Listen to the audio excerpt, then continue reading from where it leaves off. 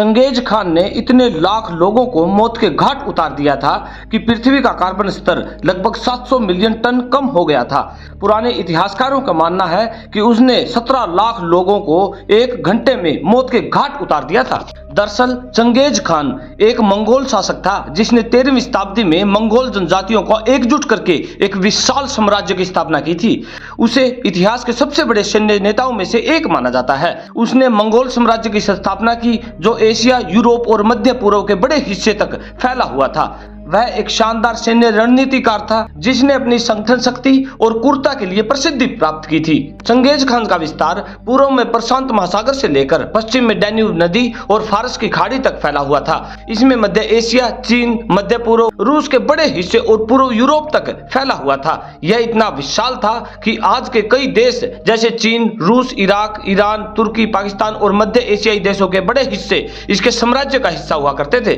Genghis Khan अपनी सैन्य रणनीतियों और बर्बरता के लिए जाना जाता था। उसकी सेना जिस शहर पर धावा बोलती थी वहां बड़े पैमाने पर नरसंहार किया जाता था।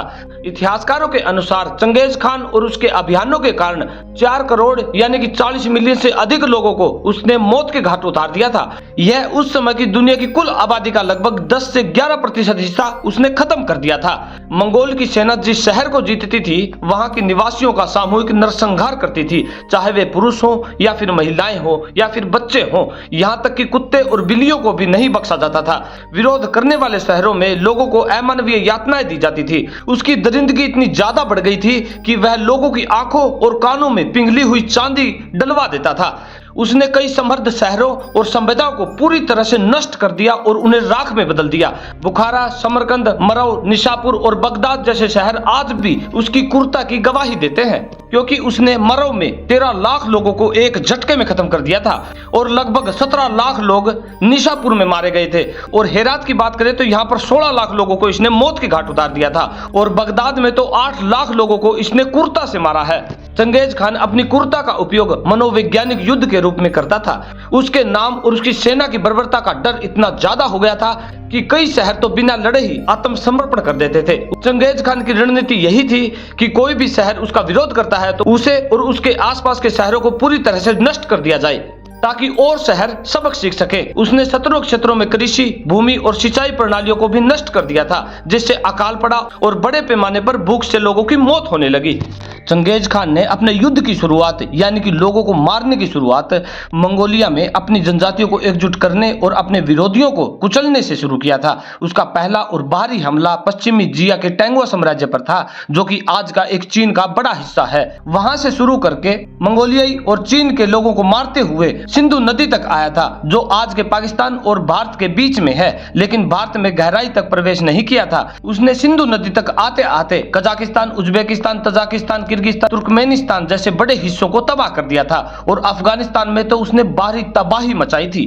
फिर उसने पाकिस्तान, इराक, ईरान में बाहरी तबाही मचाई थी। फिर उसने रूस के बड़े हिस्से पर कब्जा किया और फिर यूरोप के, फिर उसके बाद पूर्वी यूरोप के बड़े हिस्से पर उसने कब्जा कर लिया था, जो मंगोलों द्वारा पूरी तरह से तबाह कर दिया गया, जिसमें आज के देश जैसे कि रूस, Ukraine, Belarus, Moldova, Poland, Hungary, Romania, Bulgaria, चेक गणराज्य, स्लोवाकिया, जॉर्जिया, आर्मेनिया, अजरबैजान जैसे कई देशों को उसने तबाह कर दिया था और लोगों को मौत के घाट उतार दिया था।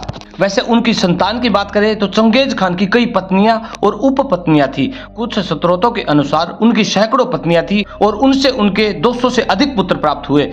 हालांकि उनके 4 मुख्य और सबसे महत्वपूर्ण पुत्र उनकी पहली और मुख्य पत्नी बोरते से हुए हैं, परंतु इन चारों पुत्रों में से किसी ने भी चंगेज खान की तरह क्रूरता नहीं दिखाई थी। परंतु उनके सबसे छोटे बेटे तुलुई का एक पुत्र हुआ जो कि हलाकू खान कहलाया, यानी कि चंगेज खान का पोता हलाकू खान ने मध्य पूर्व में मंगोलों के अभियानों का नेतृत्व किया। उसने 1258 में बगदाद पर आक्रमण किया और उसे पूरी तरह से तबाह कर दिया। उस समय बगदाद इस्लामिक दुनिया का सबसे बड़ा और समृद्ध शहर हुआ करता था। अनुमान है कि बगदाद के नरसंहार में लगभग 2 लाख से 8 लाख लोगों को उसने मौत के घाट उतार दिया था।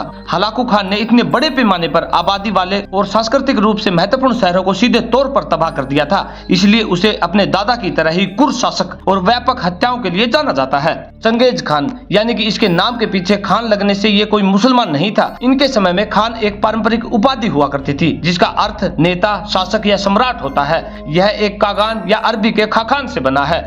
चंगेज खान की सेना अपने समय की सबसे शक्तिशाली और अनुशासित सेना थी, जिसका आकार लगभग 2.5 लाख से अधिक सैनिकों के साथ था और 8 लाख के करीब घोड़े जो उनकी युद्ध मशीन की रीढ़ थे। हाथियों का उपयोग वो घेराबंदी के लिए करता था और रसद के लिए ऊंट, याक, भेड़ और बकरियों जैसे अन्य जानवरों का उपयोग करता था।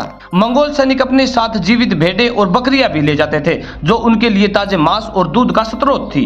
चंगेज खान की सेना खासकर घोड़े और भेड़ का मांस उनके आहार का एक बड़ा ही हिस्सा हुआ करता था। वे खानाबदोश थे, इसलिए उनका आहार ऐसा था जिसे यात्रा के दौरान आसानी से लिया जा सके और पकाया जा सके।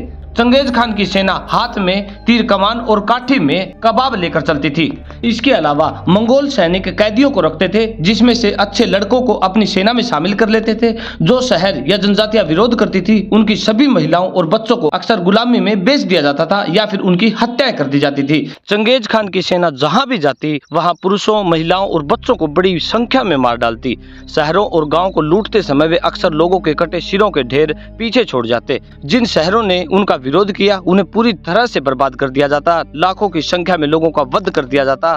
बड़े पैमाने पर महिलाओं को बलात्कार किया जाता और सुंदर महिलाओं को हरम के लिए शामिल कर लिया जाता और बाकी को वहां पर मार दिया जाता और या फिर गुलाम बना लिया जाता। वे अपनी क्रूरता को लोगों के मन में बिठाने के लिए ये जानी मानी क्रूरता के निशान पीछे छोड़ते थे, जिसमें कटे सिरों के ढेर उसमें शामिल थे। उनकी सेना में बच्चे, बूढ़े, यहाँ तक कि कोई जानवरों के लिए भी कोई दया नहीं थी। सबको वहाँ पर मार दिया जाता, उनके ढेर लगा दिए जाते। उसकी दरिंदगी इतनी ज्यादा बढ़ गई थी कि महिलाओं और लड़कियों को तो बलात्कार या गुलामी के बाद उन्हें मार दिया जाता। अक्सर जब किसी शहर पर कब्जा होता था और सभी पुरुषों को मौत के घाट उसी समय उतार दिया जाता, तो महिलाओं और बच्चों को भी बेरहमी से मार दिया जाता। यह नरसंहार का एक बड़ा हिस्सा, जिसका उद्देश्य किसी भी तरह के प्रतिरोध को जड़ से खत्म करना था। इसके बाद चंगेज खान की मृत्यु जब वह पश्चिमी शिया साम्राज्य के खिलाफ अपने अंतिम अभियान पर था। उसी समय उसे टाइफाइड बुखार और बुबोनिक प्लेग नामक बीमारी ने उसे जकड़ लिया था और 18 अगस्त 1227 को वह बीमार पड़ा और 8 दिनों के भीतर ही उसकी मृत्यु हो गई थी। चंगेज खान की मृत्यु को एक रहस्य रखा गया था। उसके आदेश पर उसकी अंतिम यात्रा में शामिल होने वाले सभी लोगों को मार दिया गया था, ताकि उसकी कब्र का पता किसी को न चले। यह उसकी मृत्यु के आसपास के रहस्य और विभिन्न कहानियों को जन्म देने का एक कारण भी है।